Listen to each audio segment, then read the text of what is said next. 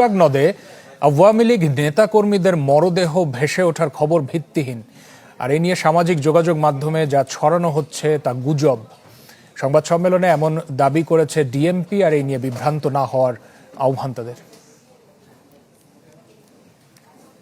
আওয়ামী লীগের প্রতিষ্ঠাবার্ষিকীর দিন মিছিল শেষে ৭ নেতাকর্মী নিখোঁজের গুঞ্জন ছড়িয়ে পড়ে সামাজিক যোগাযোগ মাধ্যমে। চাউর হয় তুরাগ নদ থেকে ৩ জনের মরদেহ উদ্ধারের খবর। এ নিয়ে পক্ষে বিপক্ষে যুক্তিতর্ক ঘিরে বিস্তর ঘোলা হয়েছে জল। এ নিয়ে বিবৃতি দেওয়ার একদিন পর আনুষ্ঠানিক ব্রিফ করল ঢাকা মহানগর পুলিশ। সংবাদ সম্মেলনে ডিএমপি জানায় তুরাগের ঘটনাটি নিছকই অপতথ্য, এতে কান না দেওয়ার আহ্বান তাদের। গুজব ছড়ানো হচ্ছে যে এটা ডিএমপির ঘটনা থেকে এরা মারা গিয়েছে, ডিএমপির পুলিশ বা বিভিন্নভাবে ডিএমপির লোকজন এই ধরনের, বাট এটা একেবারেই বানোয়াট।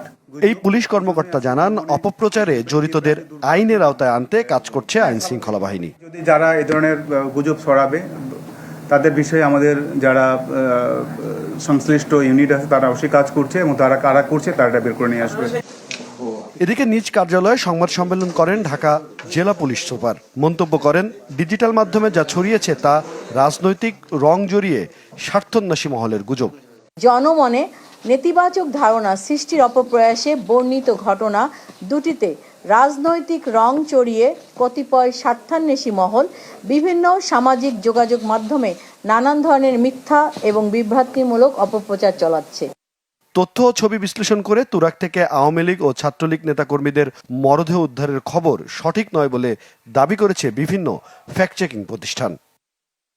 হিরণ খান, চ্যানেল 24, ঢাকা। নগদ নিয়ে এলো হার না মানা হার অফার।